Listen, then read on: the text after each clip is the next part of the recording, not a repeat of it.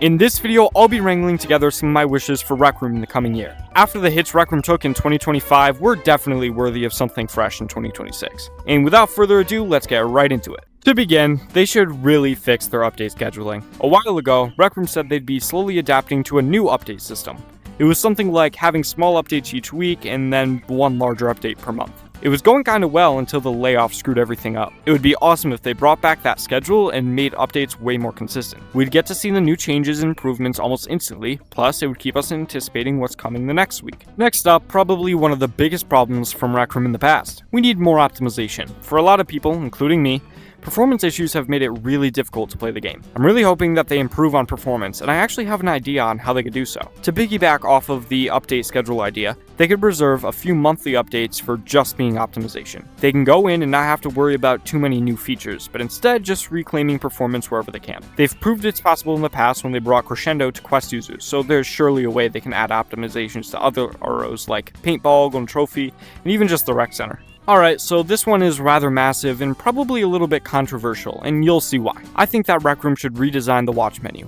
Again. However, I don't think they should just revert to the old Fisher-Price UI. Last year, they started working on Widget Watch. It turned out pretty well. It was fast, looked decent, and didn't lag every 3 seconds like the UI we have now. Apparently, it flopped though, as they started to remove people from the Widget Watch split test. Now I'm pretty sure Widget Watch is completely extinct, but I think it was going in the right direction. It would be amazing if Rec Room could design another UI scheme that's almost like a hybrid of the classic Fisher-Price UI and what we have now. Something more 3D that has more character, but is perfectly optimized like Widget Watch so it didn't lag whenever you scrolled or opened a new page. We got a glimpse of the possibilities with Widget Watch, but it still wasn't quite there yet. And now onto one that I think might already be in the works, but still hope they continue to develop.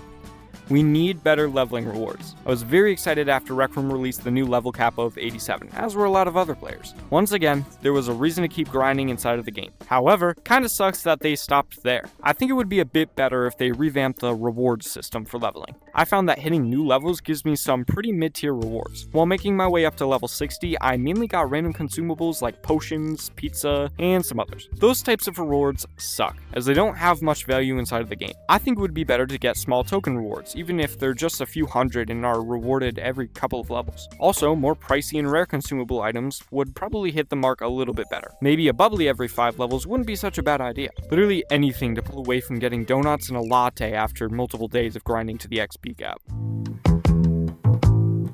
I thought it might be fun to get more people's opinions on what they should add this year, so I asked my friend Kat what he'd like to see. The next few wishes are from Kat, and I'll share how I can see them being used by Rec Room. First up, Kat says that Rec Room should go in and update Rec Royale with a new map or pass. Now I think this has been a very much wanted update for years now. They could pull it off really well too if they do a little event before they release the update where players can grind the pass if they haven't already completed it. I think both a new map and an updated pass are much needed at this point. They made it pretty clear that Rec Royale wasn't finished, but then never actually went back and made any changes. Secondly, Kat mentions the development of a new RRO. We probably are due for one by now. In a previous AMA, Gribbly mentioned how new RROs weren't really working from a business perspective. Players lost interest fast and weren't really willing to invest in any of the purchasable items they had to offer. That being said, the next RRO could just focus on replayability. Honestly, it could be something as simple as basketball. So long as it's a new experience and is worth replaying, I bet more players would be willing to return and maybe even buy some items from a storefront